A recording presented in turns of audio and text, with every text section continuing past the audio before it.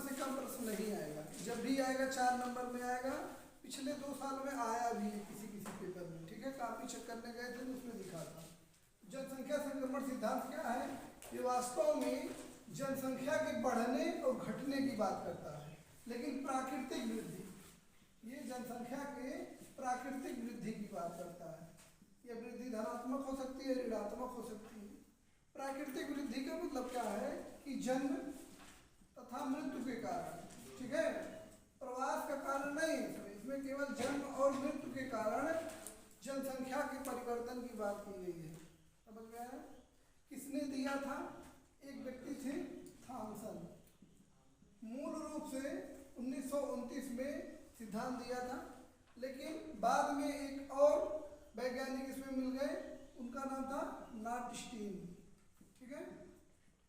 नाटस्टीन ने 1945 में इसमें कुछ और संशोधन किया और यह सिद्धांत अगर पूछेगा किसने दिया तो दोनों का नाम रहता है थॉमसन एवं नाटस्टीन, ठीक है।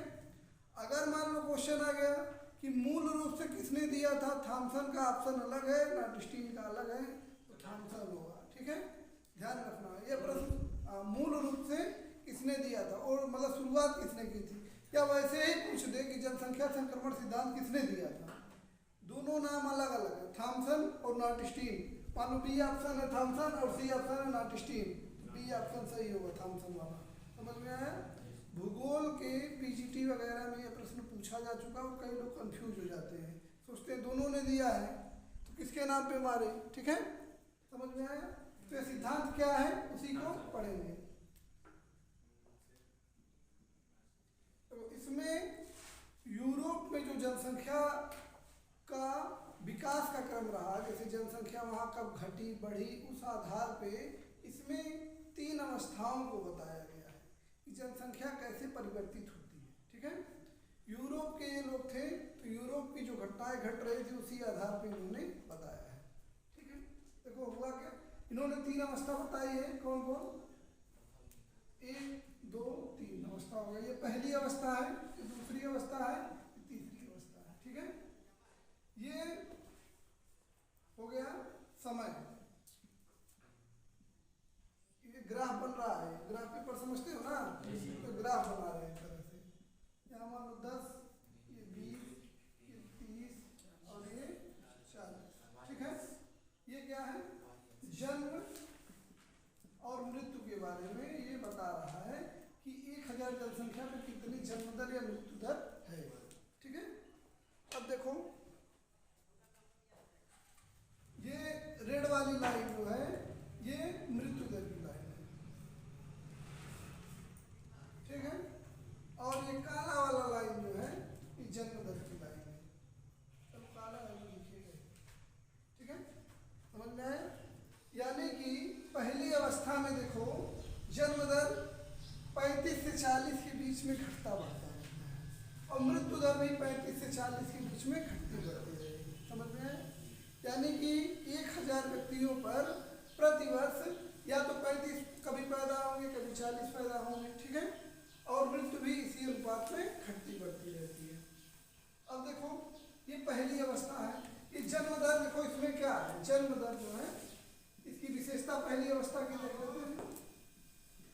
पहली अवस्था की विशेषता क्या है कि जन्म दर उच्च है और मृत्यु दर ये भी उच्च है कि नहीं। इस समय रहेगा गरीबी, पिछड़ापन, अशिक्षा, ठीक है, महामारी, बेरोजगारी, ये सब समस्याएं रहेंगी, ठीक है। कृषि अवस्था मतलब उस समय उद्योगों का भी शुरुआत नहीं हुआ है।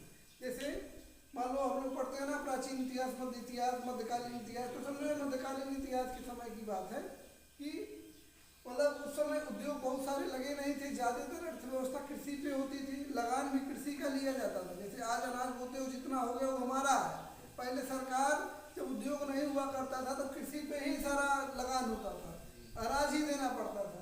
महामारी आती थी, अचानक कई सारे लोग मर जाते थे। मृत्यु दर उच्च है, जन्म दर उच्च है, गरीबी है, पिछड़ापन, अशिक्षा है, सब क्या है?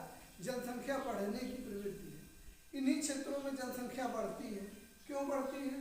अशिक्षा है, ठीक है। तो उनको लगता है कि बच्चे जो है ईश्वर की देन है, और उनको लगता है कि बच्चे पैदा करना बहुत अच्छी बात है, ठीक है, कि हम इतने लोगों को खिला रहे हैं, समझ नहीं है, शिक्षा है। दूसरा गरीबी है और महामारी आ रही है, स्वास्थ्य की सुविधा है नहीं। 10-12 बच्चे पैदा करेंगे, 6-7 मर जाएंगे, 4-5 तो बचेंगे ही। मान लो 10 मर गए तभी 2 बचेगा, तो 2 बच्चा उस समय कौन पैदा करेगा? कोई नहीं, क्योंकि लगेगा 2 हैं, 2 कब मर जाए कोई भरोसा नहीं। तो जब स्वास्थ्य की व्यवस्था अच्छी नहीं होती है तो बच्चे भी ज़्यादा पैदा किया जाता है, इसीलिए कि कुछ मर जाएंगे तो कुछ बचेंगे। समझ में आया? तो ये सारे कारण होने के कारण पहली अवस्था में जन्म दर उच्च है, मृत्यु दर उच्च है, ठीक है, समझ में आया यहाँ तक? अब देखो आती है औद्योगिक क्रांति, ठीक। औद्योगिक क्रांति, ये लाल वाला क्या था? मृत्यु दर था, और ब्लैक वाला जो है जन्म दर, यही लिख देते हैं, ठीक।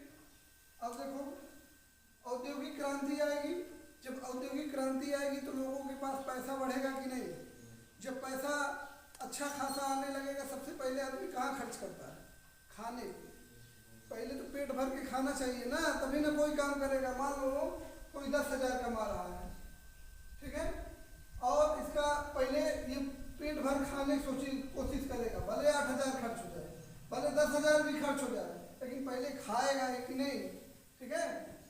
1,000 हो गया, 10,000 मान लो है, 10,000 में हो सकता है कि वो 10,000 भी खा जाए, पहले खाएगा फिर अगली बात सोचेगा। अब मान लो 1,00,000 रुपये कमाने लगेगा तो फिर पहले बढ़िया अच्छा खाएगा, फिर अलग जगह इन्वेस्ट करेगा, ठीक है।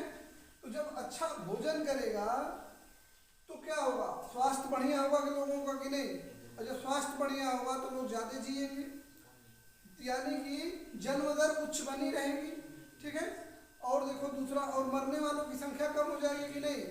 बढ़िया खाने लगेंगे तो मरने वाले भी कम हो जाएंगे। अब बीमारी भी अगर होगी तो चूंकि पैसा है, तो पैसा है तो हॉस्पिटल ले जाने की व्यवस्था है, तो स्वास्थ्य सुविधा भी अच्छी होगी कि नहीं? नई नई खोज हो गई औद्योगिक क्रांति के समय में, तो स्वास्थ्य सुविधा अच्छी हो गई, और भोजन अच्छा हो गया, तो मृत्यु दर घट जाएगा कि नहीं?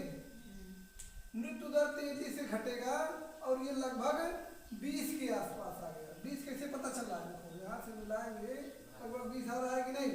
ठीक है, इसी को ध्यान देते रहना है। तो लगभग 20 के आसपास आ जा रहा है मृत्यु दर। और जन्म दर क्या होगा? जन्म दर हमारी लगभग उतनी नहीं बनी रहेगी। क्यों? क्योंकि अभी लोग समझ ही नहीं पा रहे हैं कि अब लोग मरना कम हो गए हैं तो हम कम बच्चे पैदा करें। समझ में आया? जैसे व्यवस्था में कोई परिवर्तन आता है तो अचानक परिवर्तन नहीं होता है। जैसे मान लो कोई खाद आ गया नया, तो सब लोग एक ही साथ नहीं डालेंगे, एक लोग डालेंगे, कुछ लोग डरेंगे, नहीं ये वाले खाद में डालने में कोई दिक्कत हो सकती है। जैसे मान लो हाइब्रिड वाला बिया आया लौकी हो रही है 5-5 किलो की, कुछ लोग खाएंगे कुछ लोग नहीं खाएंगे कि नहीं? पहले पुराने वाला ही खाएंगे। तो सोच अभी पुरानी है, इसलिए ये जो है जन्म दर लगभग उतना ही बनी रहती है। ठीक है, समझ में आया? अब तीसरी अवस्था में क्या होगा? तीसरी अवस्था में शिक्षा का स्तर बढ़ जाएगा। अब जो है पिछड़ापन खत्म हो जाएगा, टेक्नोलॉजी आ जाएगी, तो लोग समझने लगेंगे कि अब लोग कम मर रहे हैं। और जब लोग कम मर रहे हैं तो लोग परिवार नियोजन के बारे में सोचेंगे बच्चे भी पैदा कम करना चाहिए कि नहीं? समझ में आ रहा है? इसे इस समय लोग बच्चे पैदा कम करते हैं कि नहीं? अभी कुछ साल पहले लगभग बच्चे ज़्यादा पैदा होते थे। 90 के बाद से अचानक जब स्वास्थ्य सुधार हुआ तो अब न जाके लगभग 20-30 साल बाद ना लोगों को लग रहा है कि बच्चे कम पैदा करना चाहिए। और अभी भी ग्रामीण क्षेत्रों में 4-4, 5-5 बच्चे होते ही हैं, 10 नहीं होते लेकिन 4-5 तो होते हैं। लेकिन शहरी क्षेत्रों में जहाँ सुविधा और अच्छी है वहाँ 2 ही बच्चे होते हैं, किसी किसी को 1 ही बच्चा होता है कि नहीं? समझ में आ रहा है ना? तो मृत्यु दर में और बढ़िया सुधार होगा, तो ये घटते घटते लगभग 10 के आसपास आ जाएगा। ठीक है, और जन्म दर भी अब तेजी से गिरेगा और लगभग 10 के आसपास आ जाएगा। ठीक है, और ये जनसंख्या यहाँ पर जो है जन्म मृत्यु लगभग बराबर हो जाएगा, तो जनसंख्या क्या हो जाएगी? स्थिर हो जाएगी।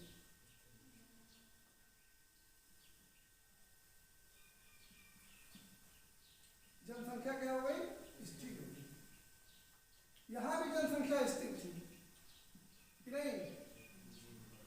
ज्यादा पैदा हो रहे थे तो ज्यादा मर भी रहे थे कि नहीं।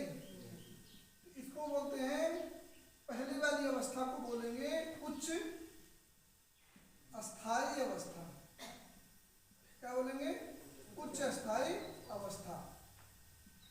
और तीसरे वाले को बोलेंगे निम्न अस्थाई अवस्था।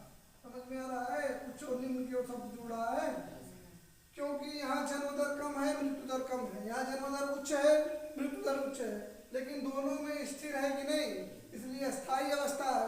लेकिन ये निम्न अस्थाई अवस्था है, उच्च अवस्था, उच्च अस्थाई अवस्था है। ठीक है। अब देखो यहाँ क्या हुआ, ये मृत्यु दर है, ये जन्म दर है, इसके बीच का जो अंतर हो गया यही क्या है, जनसंख्या विस्फोट होगा कि नहीं। अचानक से बहुत तेजी से जनसंख्या बढ़ेगी। ठीक है, समझ में आया? तो ये जनसंख्या विस्फोट की अवस्था है।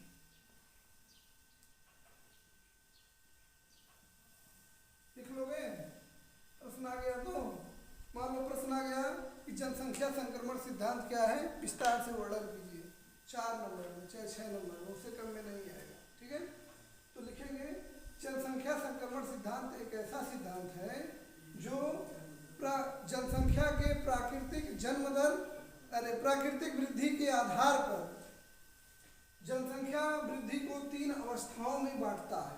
ठीक है, इस सिद्धांत को मूल रूप से 1929 में थॉमसन द्वारा दिया गया था, जबकि 1945 में नार्टिस्टीन द्वारा इसमें कुछ संशोधन किया गया। एक पैराग्राफ हो गया। अब दूसरे पैराग्राफ में आएंगे, जनसंख्या संक्रमण सिद्धांत की निम्न 3 अवस्थाएं हैं। ये वाला ग्राफ बना देना। ठीक है, पहली अवस्था, इस अवस्था को उच्च अस्थाई अवस्था के नाम से जाना जाता है, क्योंकि इस अवस्था में जन्म दर और मृत्यु दर बहुत ही उच्च बनी रहती है। पोस्ट में लिख देना लगभग 35 से 40, जिस कारण से बच्चे भी अधिक पैदा होते हैं और मरते भी अधिक हैं, और जनसंख्या इस प्रकार स्थिर बनी रहती है।